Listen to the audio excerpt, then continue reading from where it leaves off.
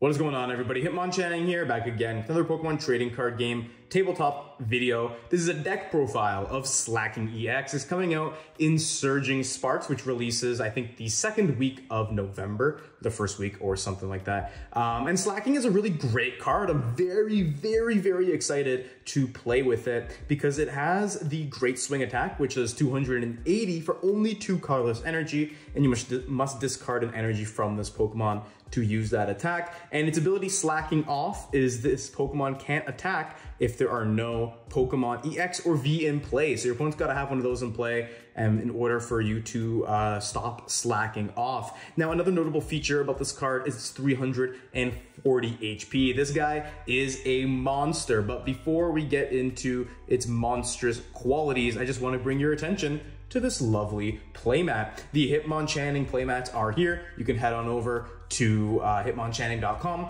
pick yours up today. Every purchase helps support the channel and I appreciate it. All my other sponsors are down below as well. And without any further ado, let's get to it. So we have 2 Slaking EX in here. It is the main attacker of this deck. Let me just get organized right here.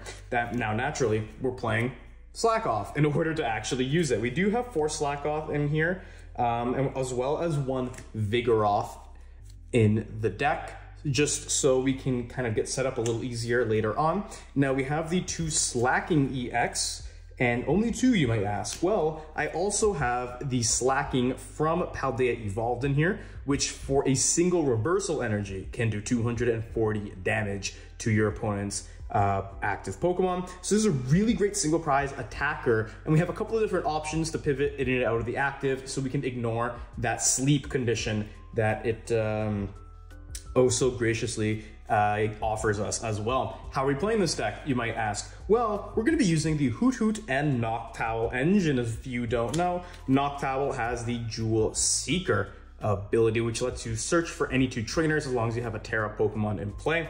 And lucky for us, we do have a Terra Pokemon in this deck, but I do want to bring your attention to Fan Rotom. Fan Rotom is actually the reason I decided to go with this version of the build, because you can use Fan Call to get your Slack Off and your Hoot Hoots into play. So we have 2 Fan Rotoms to make sure we don't prize any. And we also are rocking with 2 Terrapagos EX in here, a good, easy other attacking option. And Terrapagos will allow you to utilize Noctowl. We also have 1 Pidgey as well as 1 Pidgeot EX in the deck, just for some extra support to help us find our pieces easier down the line. That's the Pokemon.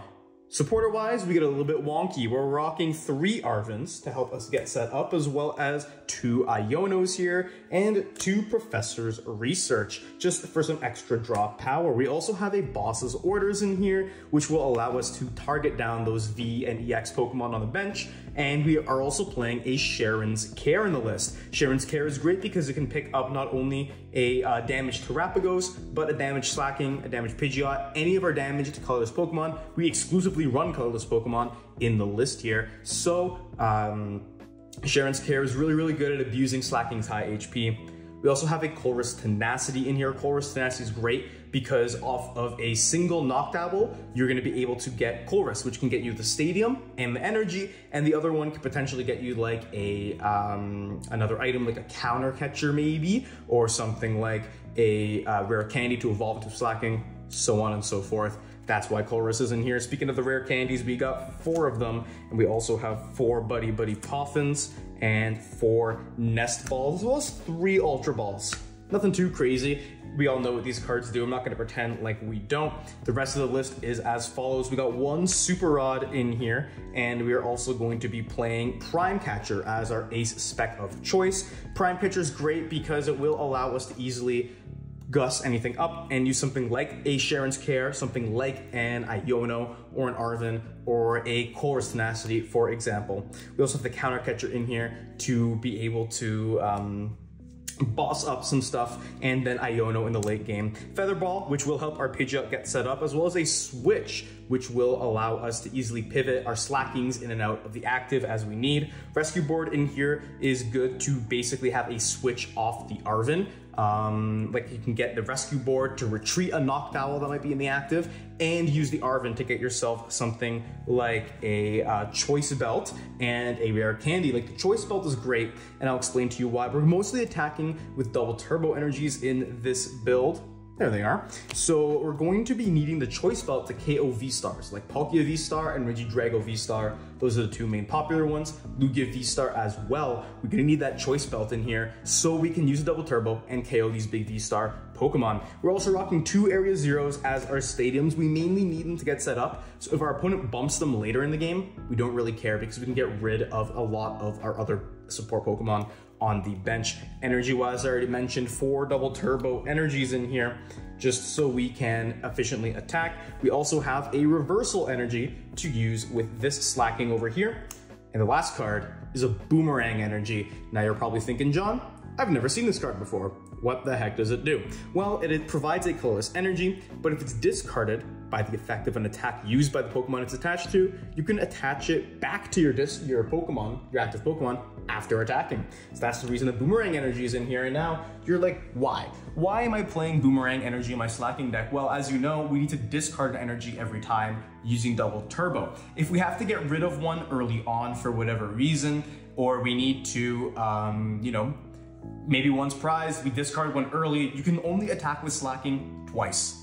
And that's not great if you need to, say, use it 3 times. So the double turbo energies are good, but the boomerang is in here to just fulfill that discarded energy requirement. Now I have a couple of other ideas of things that we can use to beef up Slaking's potential to continuously swing turn after turn. Now, the number 1 card that I'm thinking of is actually the Power Glass tool. Because we're already playing Arven, we can very easily find it, and we can play a couple of basic energies, maybe even a glass trumpet or 2 to help power them up, and then the Power Glass will just keep bringing those basic energies onto Slaking for us to easily discard. We're hoping the Slaking kind of survives 1 hit per game. That's the key thing here. So Big Slaking is going to need a couple of other support cards in order to continuously attack. Now, the next card that I was thinking of for this build of the deck is actually Radiant Charizard. Now, I know what you're thinking, why are we playing Radiant Charizard in our Slaking deck? We don't play Fire Energy.